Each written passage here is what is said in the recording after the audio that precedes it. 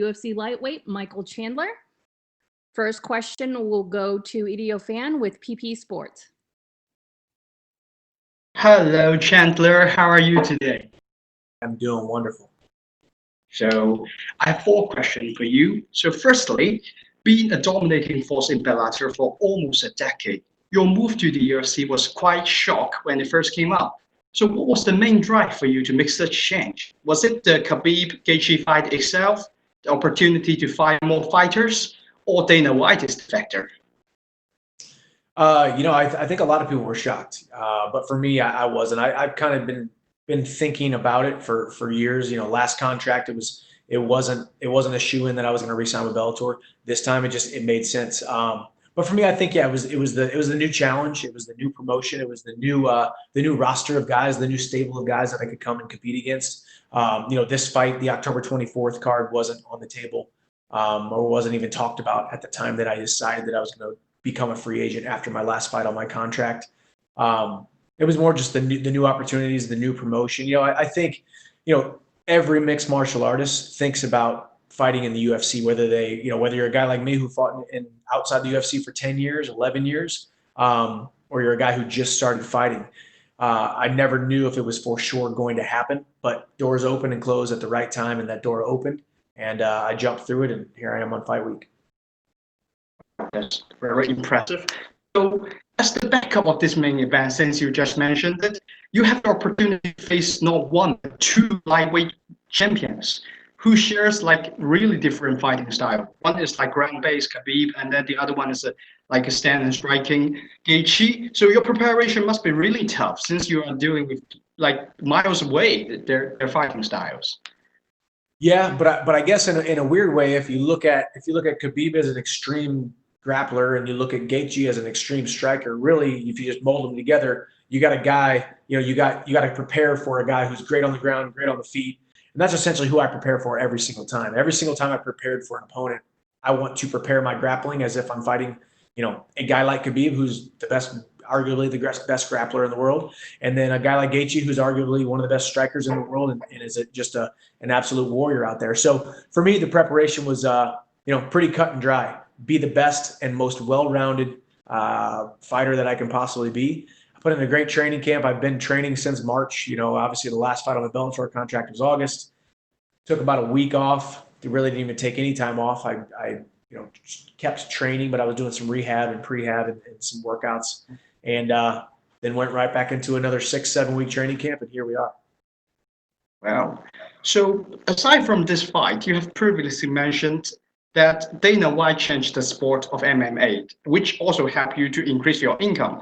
So let's talk something like in ball weight. So bringing another major battle like this one, Gaethje versus Khabib, to the island under the COVID pandemic, how would this affect the future of MMA sports? And can you share some of your feeling about it? I'm sorry, you kind of cut out there, so can you repeat the question? Of course. So bringing another major battle to the fight island under the COVID-19 pandemic, how will this affect the future of MMA sports as a whole? And can you share some of your feelings about this match? You're saying as far as me coming in, or if one of these guys gets COVID? Well, you coming in. I think, you look at mixed martial arts, or you look at mixed martial arts in 2020 as a whole, you look at 2020 in a whole, as a whole, mm-hmm. It's been a crazy year. There's been so many things that have happened this year that, we thought we never would have seen. So if there was ever a time for a guy to step in and just be a replacement on standby, not to bring up old news, but Khabib has missed weight or had bad weight cuts in the past. I believe Khabib has gotten injured before. Gaethje's a guy who always gets to his fights, but there was reason for concern that this fight in particular needed a backup, needed a replacement, needed a guy waiting in the wings to step up, make weight, and show up. So I think it's a good idea. It's always a good idea, and you've seen the UFC do it for over the last couple of years. They've started to realize, okay, maybe there's not a backup fighter like myself here with no opponent, but we want to make sure there's another high level, in this case, lightweight fight. So say me and Tony Ferguson, who were going to be, if he would have signed on the dotted line, we would have fought in the co-main event. It would have been perfect. If one of these guys gets injured or gets COVID, it would be unfortunate because myself or Tony, one of us wouldn't get to fight, but immediately that guy could go up and fight in the main event. So it makes a lot of sense, especially with the uncertainty that ensues sometime in mixed martial arts. Well, your quality is already say more than just a backup. So, final question, joining the UFC at the age of 34, which is well normally considered as the end of your peak time. So, what would be your personal goals here? Is it to win a belt or just something else there, like a fighting spirit calling you? No, it's always been to win the belt, and truth be told, I mean, going out in my last fight and finishing Benson Henderson, knocked out cold in 2 minutes. Just the way my body feels, I feel better at 34 than I did at 24, and that's not just blunder. I really do. I've taken care of my body. You know, the good thing about fighting outside of the UFC is you look at a lot of these guys in the UFC. The UFC is the hardest working promotion in the world. They are the most grinding promotion in the world. I've fought outside the UFC, fought on average of twice a year, over the last 6-8 years. I haven't taken a ton of damage in a lot of my fights. I have a lot of quick finishes. So you look at the miles that are on me. Of course, I've had some wars, and those wars have made me into the man that I am, and the reason I became a big time free agent for the UFC. But for the most part, if you look at my last 10 fights, I haven't taken a ton of damage. So I feel better at 34 than I did 24. And I truly believe within the next calendar year, I will be the UFC lightweight champion. So thank you. So you know what? Chinese fans are watching this live event, pay-per-view event in the midnight, which is uncommon compared to European fans and the American fans. Can you shout them out, like say some cheering words for us? Oh yeah, thank you, China, for tuning in and staying up late into the wee hours of the night to watch UFC 254. I appreciate you guys. I'll see you at the top. So thanks very much for the interview. If you're fighting this weekend, we wish you all the best. If you are not, we're really looking forward for your first UFC fight. Have a nice day, sir. Thank you very much. Appreciate it. Thank you. And next we have Damon Martin with MMA Fighting. Hey, Michael. Obviously, here we are. It's fight week. I know it's been kind of a weird run to get here. How has the experience been so far with the UFC, from getting to Fight Island, dealing with the quarantine, but then just your first experience with the organization after being with Bellator for so many years? It's been really awesome, to be honest. Obviously this fighting on Fight Island in Abu Dhabi is a little bit different than probably a lot of other UFC fight weeks look. Not a lot different. It's a well-oiled machine. A lot of very high-level employees who are very good at their jobs, and they are on top of things. So obviously, I realize this experience on Fight Island is a little bit different than maybe some other UFC fight weeks, but it's been awesome. As I said, the well-oiled machine that the UFC is. For me, getting the opportunity to be on camera, both stills and digital videos and media, because the UFC doesn't have any digital properties on me at all. So we're trying to build up this content, build up who I am, introduce me to the UFC fans, a new set of eyeballs, if you will. So it's been really awesome. And, weight cuts going well. The amenities are great here. At the W Abu Dhabi, when you have a whole hotel at your disposal. I have my own room, and then I have my own workout room with a sauna and stuff. So it's really cool. Abu Dhabi, I see why they're calling Abu Dhabi the new fight capital of the world. I'm excited to be here. So obviously, Michael, this weekend, I mean, you're preparing for Khabib or Justin, in case that fight happens. I'm sure you already kind of responded on Twitter, a comment that Khabib made saying he didn't believe you were a high-level championship fighter. I believe you said something on Twitter. You look forward to proving him wrong. But what do you make of Khabib's comments? Because that's a guy you could be potentially fighting on Saturday night. Yeah, I think him talking about me at all is it's flattering. To hear the champion talking about me, and and chances are, like I said, Khabib is a respectful, great champion in this sport. He has accomplished what he has accomplished, and he's done it with grace for the most part. I think he's probably getting tired of getting asked about me, because I was just a couple months ago, I was a guy who wasn't even signed to the UFC, and now people are talking about me fighting him for the title. You got me talking about fighting him for the title. But of course, coming to the UFC, what am I going to say? Hey, I want to come in and prove myself for 5 or 6 fights, and then maybe take a look at the title. No, I want to come in. I want to make a splash. I want to get thrown to the wolves right away and find out where I'm at. So, him saying he doesn't even need to use his wrestling to beat me is, I think that's somewhat of an elementary statement. I don't think that's at all accurate. And truth be told, as I've said numerous times, and I've told you in the past, I think I have the recipe to beat Khabib, and that's not me disrespecting him at all. I just have unwavering confidence in myself, unwavering confidence in my abilities and my calling on my life. Coming to the UFC at this time, the right moment for me to come out here, whether it's this weekend or it's months from now or a year from now, to get that UFC strap. I know, you kind of expect this when you come in as a guy with a high profile name like yourself, and you're, getting into a very high profile situation like this, but you hear other fighters, taking digs at you, saying, you're a B-level fighter and all these kind of crazy things. Do you kind of smile and just say, I expected this? That's kind of the normal thing. You're coming in from another organization. You're coming in with a lot of hype behind you. Do you just kind of expect that kind of reaction? Yeah, I did. And the good thing is people are talking about it. If I came in and nobody was talking about me or the media wasn't talking about me or Dana and the UFC brass didn't put me in this position to prove kind of where they see my skill set, where they see me as a free agent come on over. So I expect that from those guys. And trust me, I come in meaning no disrespect. I have a ton of respect for every single lightweight on the roster, especially the guys in the top 10. My future opponents, if you will. But here we are, Fight Island, Fight Week, UFC 254. And whether I get the fight or not, I will step into the UFC octagon soon. Today was the first day that I put on those, my UFC fight gloves that I will wear on October 24th if I get the call. I put on my fight shorts that I will wear if I get the call. But just merely putting on the UFC fight kit, just merely putting on the UFC gloves, that's not why I'm here. I'm here to win the UFC gold. So taking a little bit of backhanded comments from some of the top lightweights in the world, I'll take that to get this opportunity.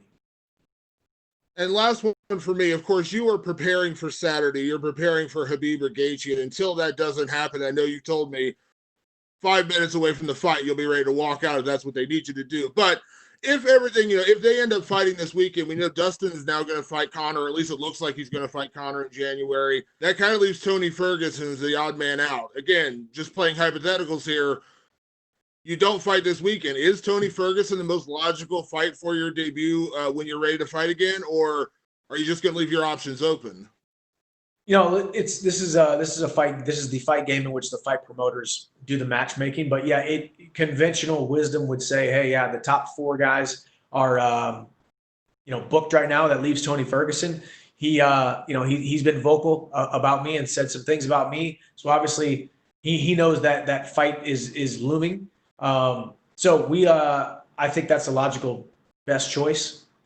Either I am who I say I am, or I'm not. So we'll find out pretty quick against, I think, the scariest guy in the division. El Kukui is, he's got a screw loose. He fights like it. He's a scary guy to fight. So what better way to introduce the UFC fans to who I am than to go out there against Tony Ferguson, a perennial top guy, a guy who just lost his first fight a couple months ago, and he was on a 12-fight win streak before that. So I think it's a great opportunity for me to go out there, show my skill set. It's a scary fight, probably get into a war, so I'll be able to show my gall, show my heart, and introduce the UFC fans to who I am. Thank you, Michael. Thanks. Next, we have Jim Barcelone with Miami Herald. Yeah, thank you, Michael. I'm curious about that whole process because you're going to be a free agent. You're trying to focus, and you are focused on your fight with Bellator, and that's the last fight. When did you think about it a little bit even before that time, or did you really put it off and then decided and thought about it after that last fight? I think I first made my decision that I was going to go into free agency. And then once I made that decision, just started to even get a little bit more confidence. It's almost like more confidence with my decision and more confidence in my abilities came once I made the decision that I was going to close the door. Not close the door to Bellator at the time. I didn't know I was going to close the door to Bellator at the time, but I was going to close the door to re-signing with them before my last fight. Once I did that, I kind of realized, okay, this is definitely something that I'm making the right decision here. I'm going to take a chance, take a gamble on myself. I'm going to bet on myself.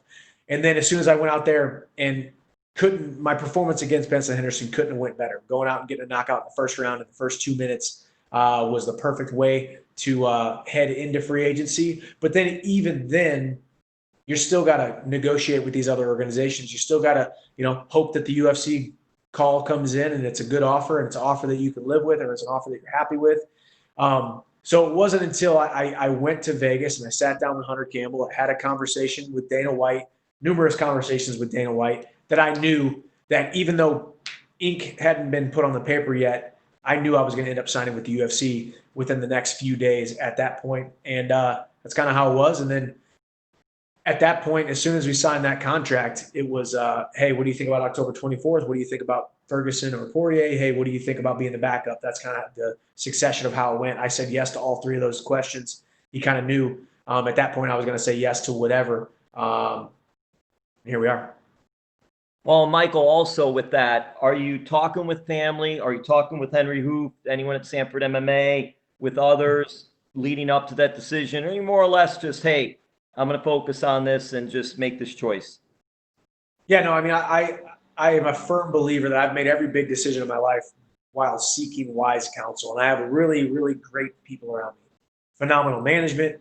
My wife is the most loving, supportive, and smartest, most cognitively there person that I've ever been around. So she helps me with a lot of my decisions, and she's a great helpmate. And then, yeah, coaches. Henry Hoof, who is my head coach, he loves all the matchups for me in the UFC, top 5, top 10. And he's got confidence in me that I can go out and beat anybody in the world on any given night. So he knew that if I wanted to sign with the UFC, it was a good option. And we just had to wait until all the information trickled out. And then once it came out and we kind of knew what the offers were, we looked at them. And as soon as I saw the UFC offer, I said, where do I sign? Here we are. Did you have conversations with Bellator as well? And then when your decision came and you were going to go with UFC, did you call them up and just offer I know you're a very respectful guy. You show that. I just wondering the process there. And if you didn't, that's okay. Obviously, it's your thing, but I'm just wondering. Yeah, no, I did. And, because even when you're making a change like that, you still, just because you're leaving, it wasn't because I left Bellator because I wasn't happy with Bellator or I didn't like the way that their promotion went. It was, I wanted to take another opportunity, I wanted to take another chance on myself. I wanted to go to the UFC. I wanted to fight some different guys. That was the gist of it. So yeah, when I made that decision, I made the call, talked to Scott Coker, talked to Rich Chew, talked to Mike Kogan, and spoke to a lot of Bellator employees, people that you wouldn't know because they're not, the brass of the organization, but they're the people that are checking you in, the medicals, the operations, the front of house, back of house, production people. A lot of people that I spent the last 10 years working with. So made a couple different phone calls to a lot of important people and important people in my life. And it was the right decision. And I'm excited to move forward. So we'll see what happens next. And lastly for me, Michael, and thank you again, I'm curious because, and I know there's head games and mind games and all this that go on. And I know you mentioned that, hey, they're UFC guys, top guys, they're talking about me, whether they're knocking me down a little bit or whatever, saying I'm from the B team, whatever it is. But hey, a lot of Bellator people have gone on to UFC and done very well for themselves. Exactly. In this game, if nobody's talking about you, you're not moving forward in a lot of regards. So I get I'm the new kid on the block. I get I'm the new the new guy. I came from another organization, an organization that some people regard as the B leagues. So I knew those kind of comments were going to come. But for me, all I can do is put my head down, put the work in, show up, and be the man that I say I am, and sign on the dotted line. And show up and do my job here. My job here is to be the replacement fight in case any of these guys in the main event fall out. And it's good to be talked about. It's good to be on these guys' radar. It's good to be in this position because it shows. I think it showed all the UFC lightweights right away where Dana and Sean Shelby and Hunter Campbell see my skill set and my abilities. Regardless of what organization I fight for. I came in right away and I'm in this position, so I think people took note. Thank you. Thank you. Thank you, Michael, and that's all we have for you today. Thank you. Appreciate it.